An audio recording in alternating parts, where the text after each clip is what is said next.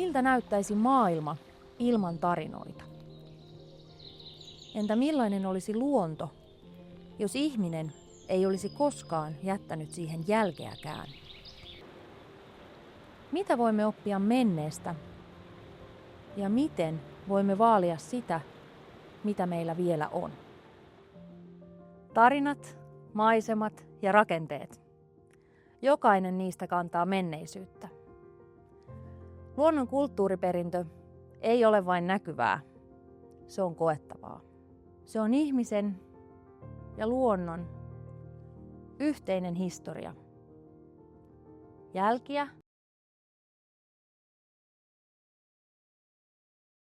ovat kaikkialla. Ilman luonnon kulttuuriperintöä ympärillämme olisi pelkkä maisema, vailla tarinaa. Mutta kun katsomme tarkemmin, näemme kiviset polut, vanhoissa pelloissa multaiset kädet, jotka niitä raivasivat, ja järvien pinnassa satojen vuosien heijastuksen. Meille ihmisille tarinat ovat peilejä. Ne kertovat, keitä me olemme ja mistä me tulemme. Kun tiedämme, mitä on tapahtunut ennen meitä, voimme ymmärtää, miksi jokin paikka tuntuu erityiseltä. Ja silloin haluamme myös suojella sitä.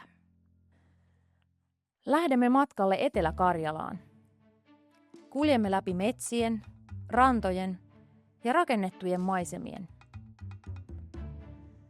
Tervetuloa mukaan avaamaan silmiä ja ehkä myös sydäntä. Vesi virtaa, aivan niin kuin aika, hiljaa ja määrätietoisesti. Hiitolanjoki ei ole vain yksi muiden joukossa kartalla. Se on tuhansia vuosia vanha kulkureitti, kohtaamispaikka, elämän ehto. Täällä ihmiset ovat kulkeneet jo kivikaudelta lähtien. Joen rannoilla soudettiin, kalastettiin, pysähdyttiin. Ja kun virtaava vesi antoi voimaa, tänne nousivat myllyt, sitten vesivoimalat ja lopulta kokonainen teollinen kulttuuri. Tämä joki ei koskaan seissyt paikoillaan.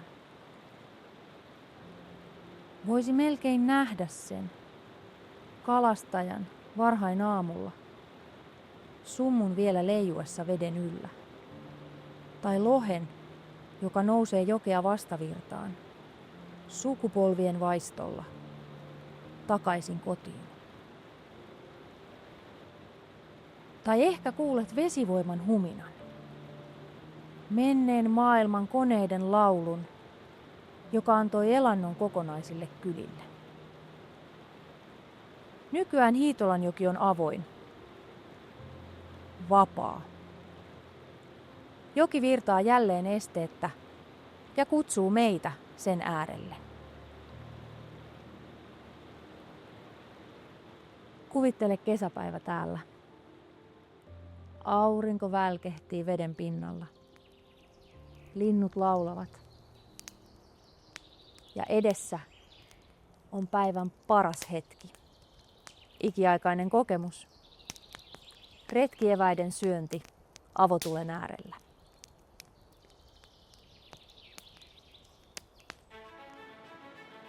Hiitolanjoki on pala elävää kulttuuriperintöä, mutta se on myös mahdollisuus. Osa vanhoista voimalarakennuksista odottaa uutta elämää. Kahvila, pieni galleria tai kanoottivuokraamo, joka kertoo joen tarinaa eteenpäin. Kangaskosken voimala johtaa tätä muutosta. Se avaa ovensa retkeilijöille ja toivottaa heidät tervetulleiksi Hiitolanjoen vesivoiman historiasta kertovaan museoon.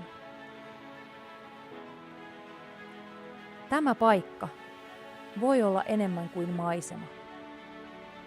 Se voi olla elinkeino, elämys ja elämää. Joki ei pysähdy. Se kuljettaa eteenpäin niin vettä kuin tarinoita. Ja tällä kertaa virran mukana saavumme saareen. Suomalaisille vesi on aina ollut tie. Väylä maailmaan ja väylä kotiin. Saimaan selillä tämä yhteys näkyy erityisen vahvasti. Saarilla on kuljettu soutaen, vetolosseilla, lopulta jopa dieselmoottorilla käyvillä losseilla, jotka kuljettivat myös autoja. Talvisin, kun jää sitoi veden, matkaa jatkettiin hiihtäen, hevosella tai reellä. Jokainen ylitys kertoo samasta asiasta. Meidän ja veden yhteiselämästä. Muukonsaari on yksi monista, mutta sillä on oma tarinansa. Täälläkin on asuttu. Jätetty merkkejä maanviljelyksestä ja metsän käytöstä. Rakennettu rantoja ja raivattu peltoja. Saaristo ei ollut vain kesäparatiisi. Se oli koti. Mutta kyllä, täällä osattiin myös levätä. Muukonsaari on vuosikymmeniä ollut virkistysalue ja sen kehittäminen jatkuu yhä.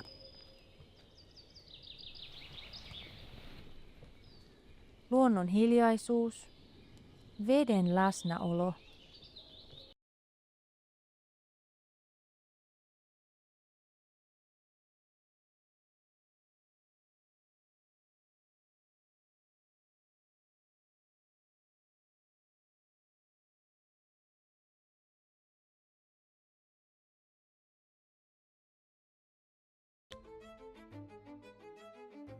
Tässä veden ja maan rajalla on paikka, jossa historia ja geologia kohtaavat.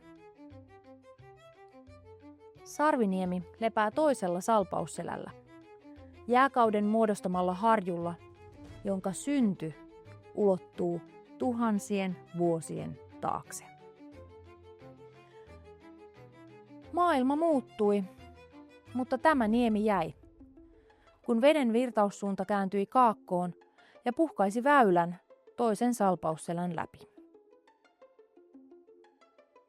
Tässä kulkee Saimaan päävirtaus. Rastinvirta johdattaa veneilijät syväväylää pitkin kohti kanavaa ja edelleen Savoon.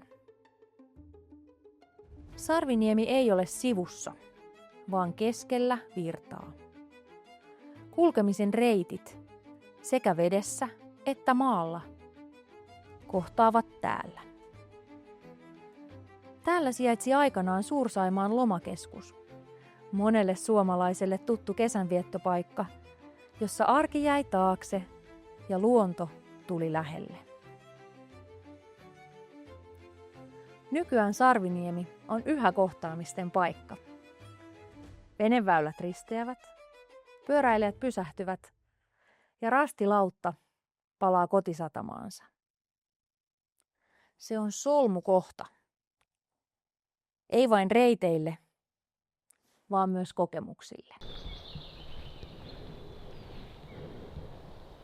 Ja kun virrat rauhoittuvat ja polut hiljenevät, Sarviniemessä kuuluu jälleen se tärkein ääni.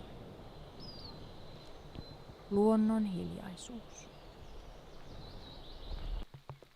Ehkäpä juuri täällä on hyvä pysähtyä hetkeksi ja jatkaa sitten, minne ikinä tarina kuljettaakaan.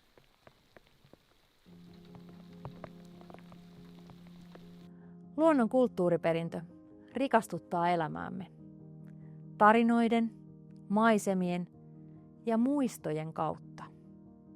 Sen vaaliminen ei ole vain säilyttämistä. Se on mahdollisuus luoda uutta juurien varaan. Tulevat sukupolvet oppivat meistä vain, jos jätämme jäljen. Jos kerromme, mitä oli ja miksi se oli tärkeää. Millaisen tulevaisuuden sinä näet luonnon kulttuuriperinnölle?